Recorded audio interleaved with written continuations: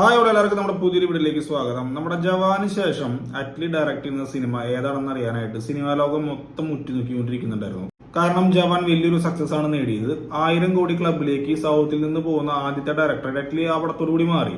അപ്പൊ അറ്റ്ലി അടുത്ത് ചെയ്യാൻ പോകുന്ന പടം ഏതായിരിക്കും എന്നുള്ളതൊക്കെ ഫിലിം മാഗസീൻസിലും അല്ലെങ്കിൽ ഫിലിം വെബ്സൈറ്റ്സിലും ഒക്കെ ഭയങ്കരമായ ചർച്ചകളുണ്ടായിരുന്നു. സോഷ്യൽ മീഡിയയിലും ഭയങ്കര ചർച്ചയുണ്ടായിരുന്നു. ഏറെക്കുറെ ഉറപ്പിച്ചൊരു സംഭവമായിരുന്നു അല്ലു അർജുൻ ആയിട്ട് അറ്റ്ലി പടം ചെയ്യാൻ പോകണമെന്നുള്ളത്. അത് ഗീത ആർട്സ് പ്രൊഡ്യൂസ് ചെയ്തിട്ടാണ് ആ പടം വരിക എന്ന് പറയുന്നുണ്ടായിരുന്നു. സൺ പിക്ചേഴ്സ് പ്രൊഡ്യൂസ് ചെയ്തിട്ടാണ് ആ പടം വരിക എന്ന് പറയുന്നുണ്ടായിരുന്നു. അനിരുദ്ധാണ് പടത്തിന് മ്യൂസിക് വരിക എന്ന് പറയുന്നുണ്ടായിരുന്നു. ഏപ്രിൽ 8 അല്ലു അർജുന്റെ ബർത്ത്ഡേ അന്ന് ഈ സിനിമയെ പറ്റിയിട്ടുള്ള ഒഫീഷ്യൽ അപ്ഡേറ്റ് വരുമെന്ന് വരെ സ്ട്രോങ് ആയിട്ടുള്ള ബസ്സസ് കാര്യങ്ങളൊക്കെ സോഷ്യൽ മീഡിയയിൽ ഉണ്ടായിരുന്നു. അങ്ങനെ ഇരിക്കുമ്പോഴാണ് ഈ പ്രൊജക്ട് ഡ്രോപ്പ് ചെയ്തു എന്നുള്ള വലിയൊരു വാർത്ത കഴിഞ്ഞ 2 ആഴ്ച മുമ്പ് വന്നിട്ടുണ്ടായിരുന്നത്. അതായത് അറ്റ്ലി ഈ സിനിമയ്ക്ക് വേണ്ടിയിട്ട് 100 കോടി രൂപ പ്രതിഫലം ചോദിച്ചു എന്ന് പറഞ്ഞിട്ട് ഈ സിനിമ ഡ്രോപ്പ് ചെയ്തു എന്നുള്ള വാർത്ത. അങ്ങനെ ഇരിക്കുമ്പോഴാണ് അറ്റ്ലിയുടെ അടുത്ത പടം ഈ അല്ലു അർജുൻ പടം അല്ലെങ്കിൽ ഏത് പടമായിരിക്കും എന്നുള്ള ഒരു ചോദ്യചിഹ്നത്തിന്റെ പുറത്ത് ഇപ്പൊ വരുന്ന സോഷ്യൽ മീഡിയയിലെ ഏറ്റവും വലിയ വാർത്ത എന്ന് പറയുന്നത് അറ്റ്ലിയുടെ 6ാമത്തെ പടം, അതായത് നെക്സ്റ്റ് പടം സൽമാൻ ഖാനും സൂപ്പർ സ്റ്റാർ രജനീകാന്തിനെയും ഒന്നിപ്പിച്ചിട്ടൊരു പടമാണ് പറയുന്നത്.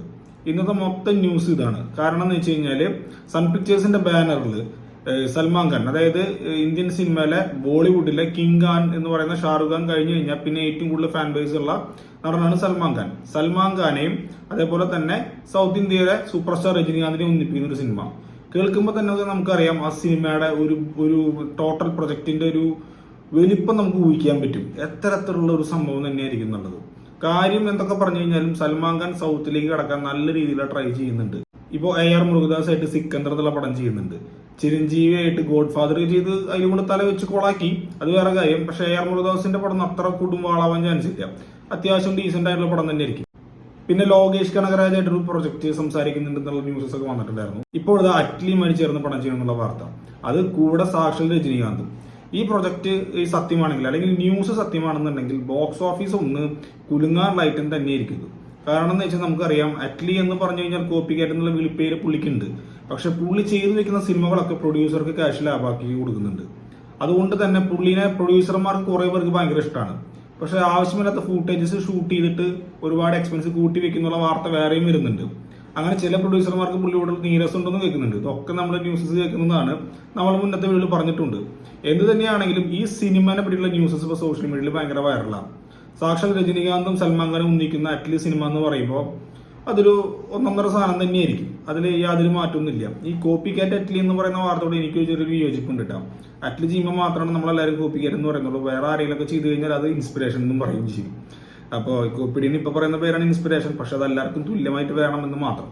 അപ്പോൾ പറഞ്ഞു വന്നത് ഈ പ്രൊജക്ട് ഇപ്പോൾ പ്രൊഡ്യൂസ് ചെയ്യാൻ പ്ലാൻ കേൾക്കുന്നത് സൺ പിക്ചേഴ്സ് ആണ്.